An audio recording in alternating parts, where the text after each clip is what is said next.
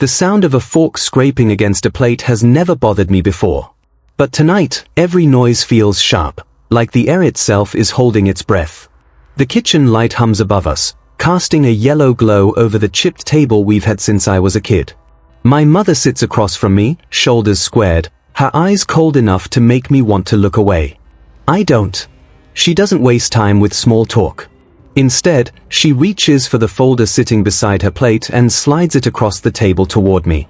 The papers inside shift slightly, the corner catching the light. I glance down and see the bold black letters, Last Will and Testament.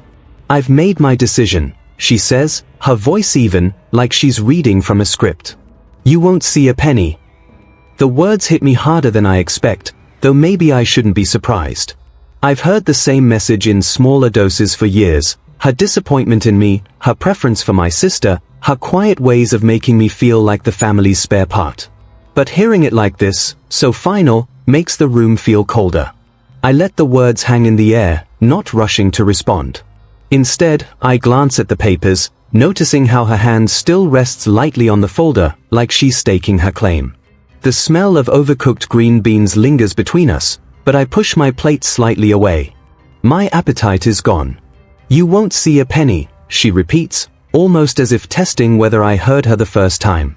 A memory flickers, me at 16, scraping snow off her windshield before school because her arthritis was acting up. Me at 22, spending my only free Saturday fixing her leaky roof when my friends were at the lake. Me last winter, quietly covering her heating bill when she told me she must have misplaced the envelope with the payment. None of that mattered now. I lean back in my chair and let out a calm breath. Good, I say, my voice steady. Don't count on my money either. Her eyes narrow. She wasn't expecting me to stay calm. She was expecting guilt, maybe begging. That's the way it usually went. She'd push, I'd cave. Not tonight. Across the table, my stepfather pauses mid-bite, his fork hovering in the air. He doesn't say anything, but the faint smirk tugging at his mouth says enough. He's always enjoyed watching her put me in my place. The silence stretches, broken only by the ticking clock on the wall. I push my chair back, the legs scraping against the tile. The sound feels loud, final. I place my knife and fork down neatly on the plate, the way you do in a restaurant when you're finished eating. I'm not joking, you know, she says, her tone sharpening. I know, I reply. Neither am I. There's a flicker of something in her face, maybe surprise, maybe anger, but it's gone before I can name it. She sits straighter, as if doubling down on her decision. I notice her nails, freshly painted, the deep red catching the light. Funny how she'll spend money on that but not replace the worn rug in the hallway that trips her every few weeks. My phone buzzes in my pocket. I ignore it. The room feels too fragile to break the moment with anything else. As I stand, I take in the scene, her half-empty plate, the way the steam from the potatoes curls in the air, the faint smell of lemon cleaner from when I mopped the kitchen last week. It hits me that I've done more in this house in the past decade than my sister has in her entire life. And she's the one inheriting it.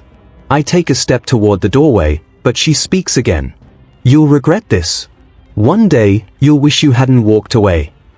I turn back just enough to meet her gaze. Maybe, but I'm willing to take that chance. There's movement in the corner of my vision. Our neighbor, Mrs. Coleman, walking past the kitchen window, her little dog trotting alongside her. She glances toward the house, maybe catching a glimpse of me standing there, but quickly looks away. Small towns have a way of knowing when something's wrong, even if no one talks about it. I leave the kitchen and head toward the front door. The hallway feels different now, like the air shifted the second I made my choice. My coat hangs on the hook, and as I slip it on, I hear her voice again, quieter this time. After all I've done for you? I almost laugh at that, but I bite it back. I think of all the nights I dropped my plans to drive her somewhere, all the mornings I shoveled her walkway before heading to work, all the times I handed over money I didn't really have. I open the door, the cool night air rushing in.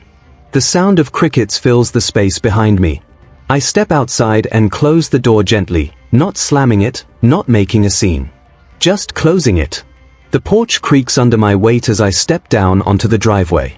My car sits there, the paint chipped on the hood, the back seat still holding the grocery bags I picked up for her earlier this week. I slide into the driver's seat and rest my hands on the wheel for a moment, staring at the faint fog forming on the windshield. My phone buzzes again. This time, I check it. A text from my friend Carla. "You good?" I almost type back yeah, but then I stop. I'm not good.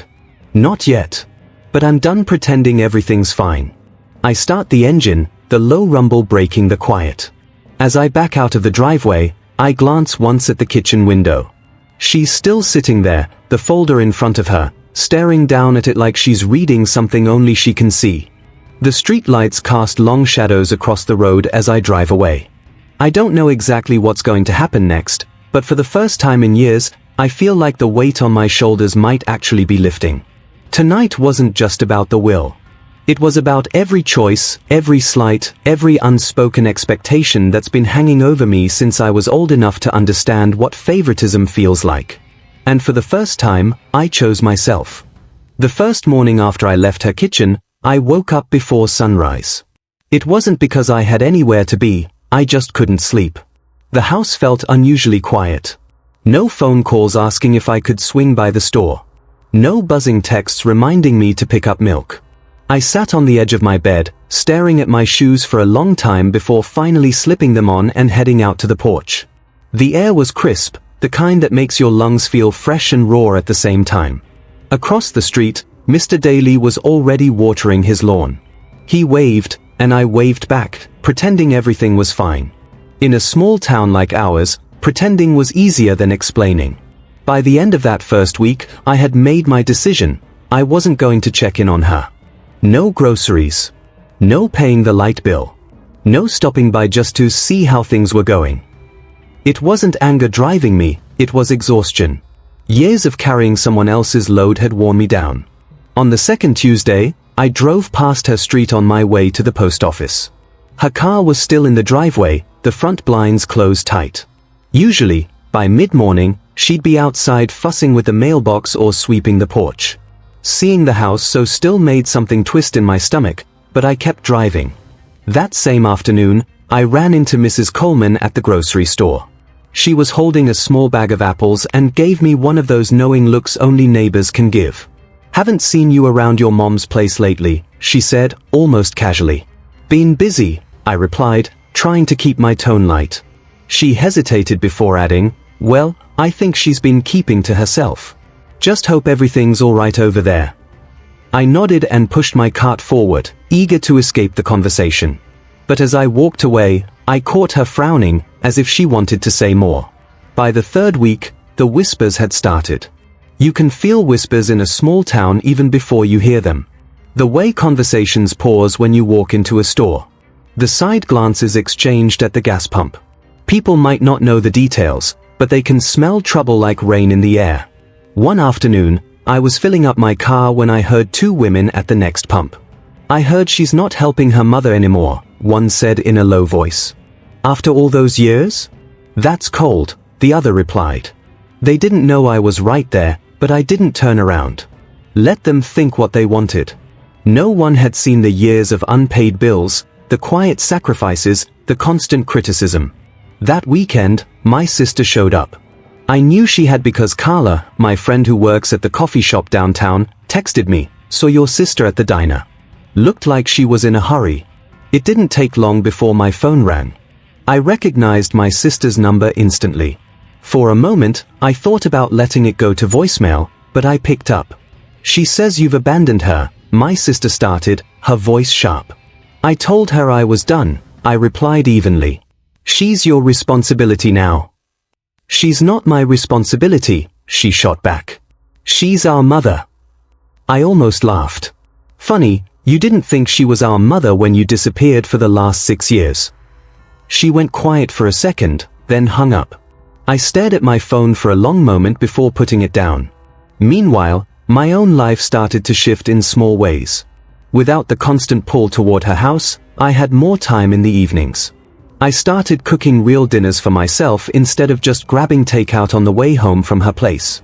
I even fixed the broken shelf in my living room that I'd been putting off for months. But the quiet had its own weight. I'd catch myself thinking about the little routines, dropping off her mail, tidying up her kitchen, refilling her pantry, and I'd feel a pang of something I couldn't name. It wasn't guilt exactly. More like muscle memory, the habit of putting her needs first. One rainy Wednesday, I stopped by the hardware store to pick up light bulbs. The cashier, a kid named Travis, handed me my receipt and said, "Hey, your mom came in here yesterday." Seemed kind of upset. I raised an eyebrow. Upset about what? He shrugged. Didn't say. Just seemed like she had a lot on her mind. I thanked him and left, but the image stuck with me, her standing in that store, maybe struggling to carry something, maybe realizing I wasn't there to do it for her. By the end of the 4th week, I noticed her yard starting to go. The grass, usually trimmed short, was creeping higher. The flower beds were full of weeds. Even the mailbox was leaning slightly, like it had been hit and left unrepaired. One evening, as I was driving past, I spotted her through the kitchen window. She was on the phone, pacing, one hand pressed to her forehead. I didn't stop, but the sight lingered with me all night. The very next day, Carla called. "Your sister was in here again," she said. Looked stressed. She was telling someone your mom's behind on the electric bill. I closed my eyes, taking a deep breath. I had warned her. I had told her this would happen. But hearing it still stirred something inside me, a strange mix of relief and sadness. I didn't reach out. Not when the leaves started falling and the wind picked up. Not when I heard from 3 different people that she'd been asking around for help with errands. My phone stayed silent between us, and I kept it that way. But I wasn't immune to the change. My evenings felt longer now. The television seemed louder. Sometimes I'd find myself setting the table for 2 without realizing it, then quietly putting the extra plate back in the cupboard. It was in those moments that I understood something important. Walking away wasn't a single act. It was a choice I had to keep making, day after day, every time I thought about going back. And so far, I was still making it. It was just past 11 on a Thursday night when the phone rang. The sound cut through the quiet of my living room, jolting me out of the half-sleep I'd been drifting into on the couch. The number flashing on the screen was one I knew well, my mother's landline. For a moment, I just stared at it, letting it ring. By the 4th ring, I picked up. Her voice came through, low and shaky. I wouldn't be calling this late if it wasn't important. I sat up, rubbing my forehead. What's going on? There was a pause before she said it. The electric company's threatening to shut me off. I need 200 by tomorrow morning. I leaned back into the couch, letting the silence stretch. This was it, the moment I'd known would come. I could almost feel the weight of her words pressing against me, like they were trying to pull me back into the same role I'd played for years. "I can't help you with that," I said finally, my voice flat. Her breath caught, like she hadn't prepared herself for that answer. "You're really going to let me sit here in the dark? You made it clear I'm not part of your life anymore," I said. "That goes both ways."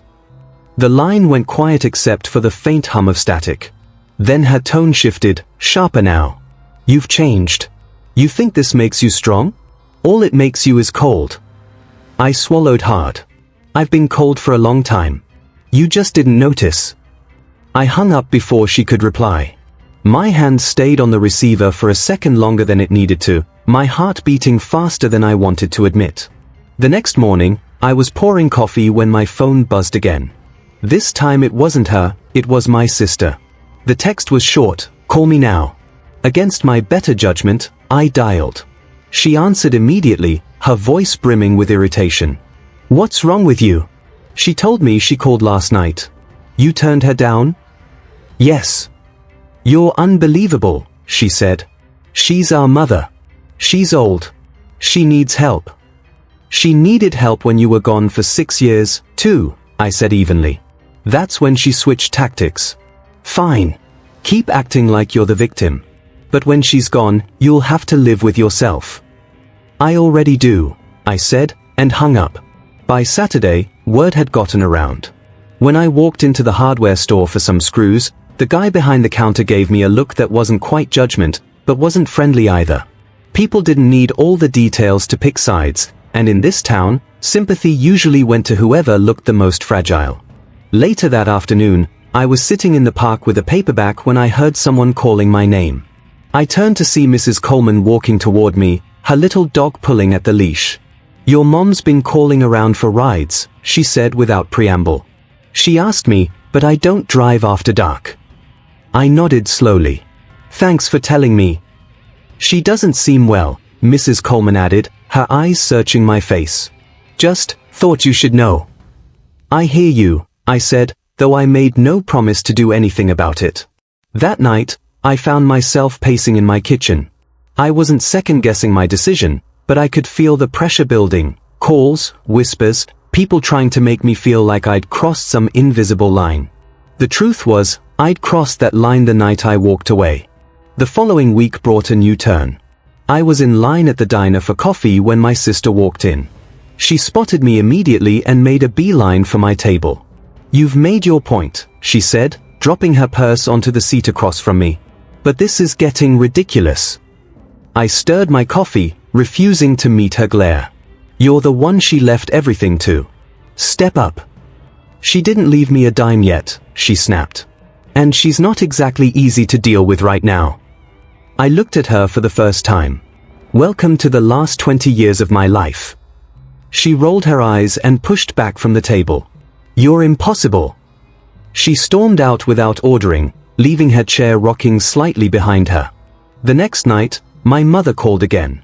This time, she didn't start with money. "I don't have a way to get to the pharmacy," she said quietly. I stayed silent. "I'm not asking for much.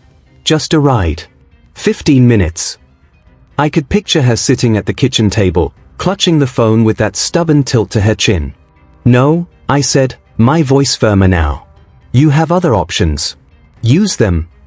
For a moment, I thought she might cry. But instead, she sighed. "You're making a mistake." "I've made plenty," I said. "Not making this one again." After I hung up, I went for a walk. The air was cool, the streets quiet except for the distant hum of a lawnmower somewhere. My feet carried me past her street before I realized where I was heading. I stopped at the corner, looking at the dark shape of her house. One light was on in the kitchen. I stood there for a minute, then turned around and walked home. Over the next few days, the calls stopped. No texts, no messages from my sister. It was as if they'd both decided to shut me out completely. I thought I'd feel relief, but instead there was a hollow space where all that noise used to be. One evening, Carla dropped by with a casserole. She set it on my counter and leaned against the doorway. "You're holding your ground," she said. "Not easy." "It's harder than I thought," I admitted. "Hard things usually are," she replied. "But maybe this is what you needed to breathe again." That night, I ate alone at my kitchen table, the sound of rain tapping against the window. For the first time in weeks, my phone didn't ring at all. The silence wasn't comfortable yet, but it was starting to feel like mine. The rain hadn't let up for 2 days, and by the time Saturday rolled around, the air outside felt like it could sink into your bones. I sat at the kitchen table with my coffee, staring out at the street. It was empty except for the occasional car sliding by on the wet asphalt. The silence in my house still felt unfamiliar, like I was borrowing someone else's life. That afternoon, Carla called. "I'm making too much stew again," she said. "If I don't drop some off, it's going to waste." "You could freeze it," I suggested. "I could," she replied, "but then I wouldn't get to see if you've actually put up curtains in that sad living room yet." 20 minutes later, she was at my door, her hair damp from the drizzle, holding a container so hot she had to juggle it between hands. I moved aside to let her in. "You're still curtainless," she observed, setting the stew on the counter. "I like the light," I said, though the truth was, I hadn't decided what this place was supposed to look like yet. We ate at the table, steam rising from the bowls. Somewhere between her telling me about her latest baking disaster and asking if I'd thought about joining her community garden group, I realized how different this felt. No hidden barbs in the conversation. No unspoken debts being calculated. Later, as she pulled on her coat, she glanced around the room. "You should let people in more," she said casually. "It's not a bad thing to have folks who actually want to be here." "I'll think about it," I said, though I wasn't sure I meant it at the time. The next week, I met Tom. I was at the hardware store again, trying to decide between two kinds of sandpaper, when he struck up a conversation. "That grit's too fine for what you're doing," he said, pointing at the package in my hand. I raised an eyebrow. "And what am I doing?" "Judging by the paint stains on your hoodie?" "Stripping and refinishing furniture," he guessed. He wasn't wrong. We ended up talking for 10 minutes about tools, finishes, and why people throw away perfectly good wood. By the time I left, he'd invited me to a Saturday morning workshop he ran out of his garage. That Saturday, I showed up to find 3 other people there, all working on different projects. The smell of sawdust hit me as soon as I stepped inside. It was warm, loud with the sound of sanding, and for the first time in a long time, I didn't feel like I was intruding somewhere I didn't belong. Over the next few weeks, those mornings became routine. I'd bring coffee for the group, stay for hours, and leave with sore arms and a mind that felt quieter than it had in months. One evening after the workshop, I was heading home when I passed a small diner on the edge of town. Their open sign glowed against the misty windows. On impulse, I went in. The place smelled of coffee and fried onions, and the waitress, probably in her 60s, greeted me like I was a regular. "You're new here," she said, setting a menu in front of me. "First cups on the house if you tell me your name." I smiled. "It's Ethan." "Well, Ethan, I'm Margaret, and you just found the best pie in the county."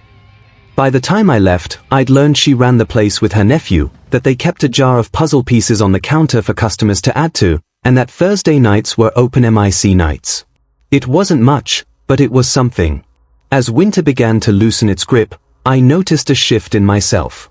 My evenings were no longer filled with just the sound of my own footsteps. Sometimes it was Carla dropping by with something new from her kitchen. Sometimes it was Tom asking if I wanted to help him move a workbench. Other nights, it was Margaret sliding a slice of pecan pie across the counter, no plate, just parchment paper, while we traded stories about the strangest customers we'd seen that week. One Sunday, Carla invited me to the community garden. "We're planting early peas," she said. I wasn't sure why I said yes, but I found myself kneeling in damp soil, the smell of earth heavy in the air. There was laughter around me, conversations about weather patterns and seed varieties, people sharing gloves when someone forgot theirs. It was ordinary. And in a way I hadn't expected, it was healing. Still, not everything was seamless. One afternoon, while I was helping Tom lift a cabinet into the back of his truck, my sister drove by. She slowed just enough for our eyes to meet, then kept going. Tom noticed the shift in my expression. "Friend of yours?" he asked. "Something like that," I said. He didn't push. But later, as we wiped down tools, he said, "You don't owe blood more than you owe yourself." I didn't reply, but the word stayed with me. In late spring, the garage group decided to hold a small neighborhood sale for the furniture and crafts we'd been working on. We set up tables in Tom's driveway, the air filled with the smell of fresh-cut grass and the sound of kids on bikes. Carla came by with lemonade, Margaret brought a tray of sandwiches, and for most of the day, people wandered in and out, asking questions, laughing, buying pieces we'd made with our own hands. At one point, I stood back and watched the scene. There was no sharp edge to the air, no weight in my chest telling me I had to earn my place here. These people didn't want anything from me except my company. That evening, after the tables were packed away and the driveway was quiet, I sat on my porch with a mug of tea. The street was lit by the warm glow of porch lights and the faint hum of crickets. Family, I realized, wasn't something you were handed. It was something you built, piece by piece, moment by moment, with people who showed up and stayed, not because they had to, but because they wanted to. The rain had stopped days ago, but in a way, it felt like it had just cleared. I was on the deck, watching the horizon blur into shades of gold and violet, when my phone vibrated against the wooden table. The name flashing on the screen made my chest tighten. It had been months since I'd heard their voices, months since I'd left without a word that wasn't soaked in tension. I let it ring twice before swiping to answer. "Hello." A pause. Then my father's voice, low and uncertain. "It's been a while." It struck me how different he sounded, less certain, like the words were dragging themselves out of him. For a moment, Neither of us said anything, the silence filled with the hum of the ocean and the faint static of the call. "I didn't expect to hear from you," I finally said. "I know," he replied. "I almost didn't call." His tone carried something I hadn't heard before, hesitation. My father was not a man who second-guessed himself. Even in anger, he had been sharp, decisive, certain. But now, there was a crack in that armor. "I suppose you heard," he added after a beat. "Heard what?" "That your business has been in the news lately." He cleared his throat. $50 million is something. I leaned back in my chair, the wood creaking beneath me. The mention of the number felt almost comical in how little it mattered compared to the weight of this moment. "That's not why I'm here," I said quietly. "I know," he admitted. "But I can't pretend it didn't surprise me." There was another pause, then my mother's voice broke in, soft, careful. "We didn't know, sweetheart. We thought you'd given up. We thought you were throwing your life away." The words should have softened me. But they didn't, at least, not yet. I remembered every look of disappointment, every sentence that felt like a door slamming shut. "You didn't think to ask," I said. Her breath caught audibly. "We were angry. We thought we were helping by being firm." "Firm?" My voice rose slightly, though I kept it steady. "You kicked me out." The line went quiet, except for the faint hum of background noise. When my father spoke again, his voice was lower. "We made mistakes," he said. "We thought we were teaching you a lesson. We didn't realize," he trailed off, as if searching for the right shape of the next words. "We didn't realize we were pushing you away." A flock of seabirds passed overhead, their calls cutting through the heavy stillness. "And now?" I asked. "And now," he said, "I'd like to see you. We'd like to see you." The old part of me, the one that used to jump at even the smallest offer of approval, leaned toward saying yes. But the newer part, the part forged in empty apartments and late-night coding sessions, wasn't ready to let them rewrite the past without acknowledgement. "What would we even talk about?" I asked. "Anything," my mother said quickly. "Everything. We just want to start over." "Start over," I repeated. "That's easy to say when the other person has already done the hard work alone." I heard my father exhale, a long, deliberate sound. "You're right. And I can't take that back. But I can tell you that I'm proud of you. Even if I don't deserve to say it." The words hung there, strange and heavy. Proud. It wasn't something he had said to me since I was a child. I thought about all the nights I'd imagined hearing it, how I'd pictured it feeling like the missing piece sliding into place. But now, it didn't feel like a missing piece. It felt like an unfamiliar object I wasn't sure I wanted to keep. Still, something inside me shifted. Not forgiveness, not yet. But maybe a loosening of the knot I'd been carrying. "I'm not sure what you want me to say," I admitted. "You don't have to say anything," he replied. "Just think about meeting us." I stood, pacing the length of the deck, the phone warm against my ear. "If I do," I said slowly, "it won't be like before. I'm not the same person you last saw." "I hope not," my father said. "That's the point of growing, isn't it?" My mother's voice came back, softer this time. "We'd like to understand who you are now. Not who we thought you should be." Something about that, "who you are now," cut through me. It wasn't an apology, not fully. But it was an acknowledgement I hadn't expected to hear. "I'll think about it," I said. "But I'm not promising anything." "That's enough," my father replied. "More than I thought we'd get." We said our goodbyes, the kind that are cautious, unsure of whether they are temporary or permanent. When the call ended, I just stood there, phone still in my hand, the ocean breathing steadily below. Inside, the Malibu house felt too quiet. I set the phone on the counter and poured myself a glass of water, but didn't drink it. My reflection in the window looked like someone caught between two shores, one familiar, one uncertain. I didn't owe them my trust. But maybe I owed myself the chance to see if something good could come of this. The truth was, their voices had sounded older, more fragile. It was the first time I'd felt like I might hold the power in the conversation, not in a vindictive way, but in the sense that I could choose the terms. Later that night, I sat back on the deck, the stars scattering across the sky like someone had tipped over a jar of light. I thought about the years ahead, the people I wanted in them, and whether my parents could fit into that picture without smudging it.